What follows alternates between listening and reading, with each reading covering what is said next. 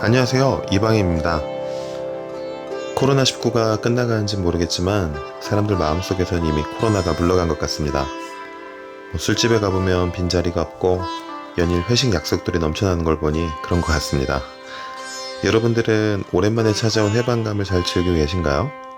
저는 며칠 전 지인들과 소규모 술자리를 가졌었는데 술을 마시고 돌아오는 길이 참 즐거웠습니다. 오랜만에 밖에서 자리를 가져서 그런지 한껏 웃고 떠들다 돌아왔네요. 그런데 이런 저도 사람들이 많이 모이는 자리는 참 힘이 듭니다.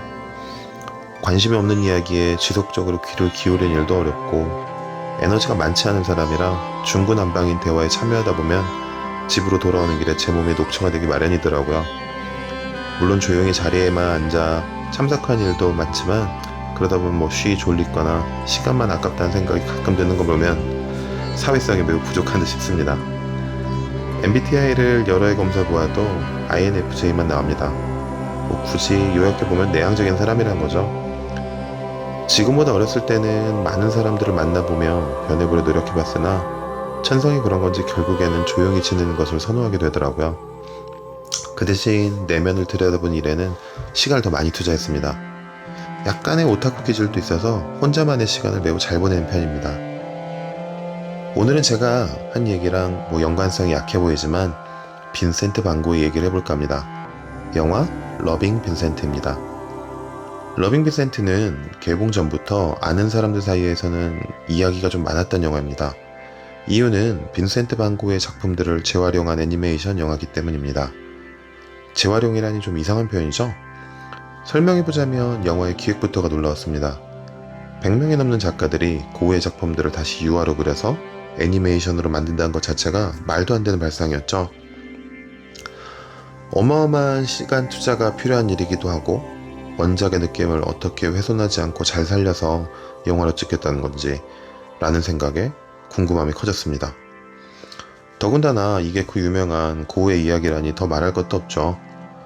고백하건대 저는 고흐를 별로 좋아하진 않았었습니다. 죽고 난 다음에 회고전을 통해서 유명해진 작가라 당시 예술계가 만들어낸 일종의 사업처럼 느껴졌기에 어린 시절에는 별로 감흥이 없었습니다. 네, 죄송합니다. 역시나 무식이 죄입니다. 지난 영상에서 말씀드린 것처럼 알게 되어 보입니다. 우리는 화가이자 위대한 삶을 살았던 작가를 얘기하는 거죠. 사람들이 고흐를 사랑할 수밖에 없는 이유는 너무나 많습니다. 그러려면 고흐라는 한 인간이 어떻게 살았는지 알아야 더 깊은 이해를 하겠죠. 아마도 미술에 관심이 별로 없는 분이더라도 고흐의 이야기는 몇 가지는 들어보셨을 겁니다. 스스로 귀를 잘랐다든지 정신병원에서 그림을 그렸다든지 또한 고흐와 그의 동생 테오가 나눈 편지들을 책으로 출간한 영혼의 편지를 통해서도 이야기를 잘 아시는 분들이 많으십니다. 그렇게 알려진 이야기들을 토대로 만든 영화를 한번 알아보겠습니다. 스토리는 이렇습니다. 고흐가 사망한 지 1년 후 평소 고흐와 친분이 있던 우체부 조셉 룰랭은 고흐의 마지막 편지를 동생 테오에게 배송하기 위해 그의 아들 아르맹 룰랭에게 전달합니다.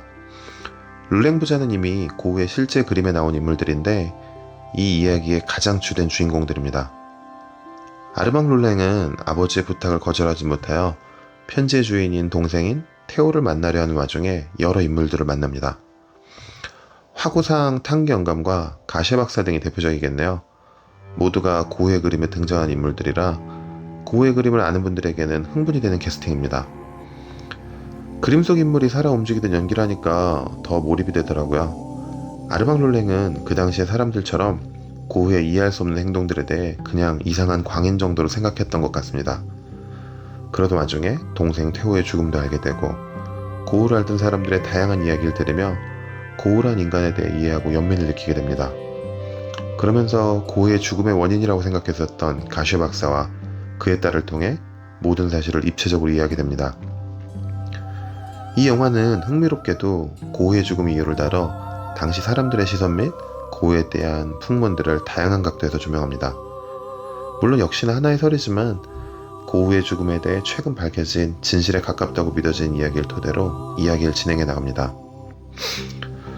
사람들은 왜 고흐를 사랑할까요?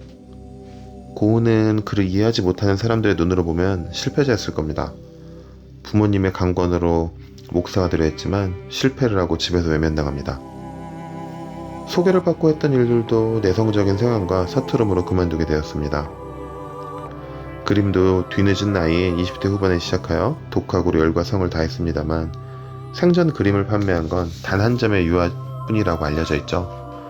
죽기 전 30대 후반에는 전시를 통해 명성을 얻어갔지만 사람들의 진정한 관심과 인정을 받은 것은 아니었을 겁니다. 고은은 사람들의 오해를 자주 살 정도로 관계에 서툴고 특이한 성격에 예민하며 또한 돈을 스스로 벌지도 못하는 무능한 사람으로 비쳤습니다.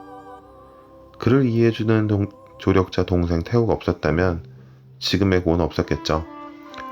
그런 사람이 무언가를 위해 자신의 삶을 불꽃처럼 바쳤다고 합니다. 그게 그림이었던 거죠.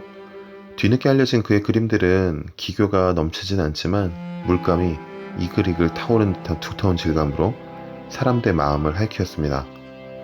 상처받은 사람의 그림이 그 느낌을 그대로 관람자에게 전달했습니다. 대중은 여기서 작품과 함께 작가를 봅니다.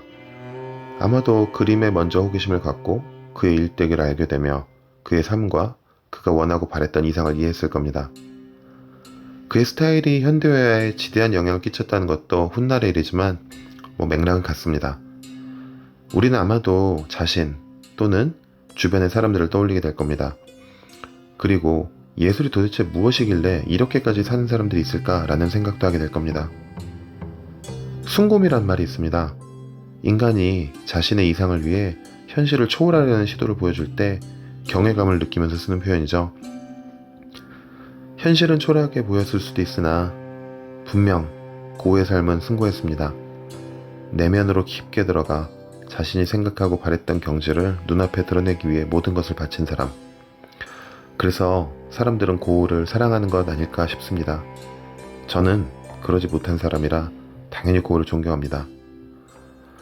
고우를 잘 몰랐던 사람들도 이 영화를 보게 되면 고우라는 위대했던 사람을 이해하고 좋아하게 만들 것 같습니다. 이해를 받지 못해도 삶의 방식이 서툴렀어도 아름다웠던 사람, 그걸 알게 만들어주는 영화니까요. 또한 마지막에 나오는 OST도 가슴을 좀 울립니다. 우리 귀에 익은 돈 맥클린의 스타리 스타리 나잇이 아닌 리안나 하바스의 버전인데 전 이 노래를 통해서 이 가수를 알게 되고 이 가수의 팬이 되었습니다. 꼭 끝까지 감상하셔서 노래를 들어보시길 바라겠습니다. 할 얘기가 너무 많은 영화라서 이야기를 끊기가 어렵네요. 앞에서 말씀드렸던 영혼의 편지 나왔던 고우의 편지 내용을 보여드리면서 마치겠습니다. 여기까지 문화로 읽다 였습니다.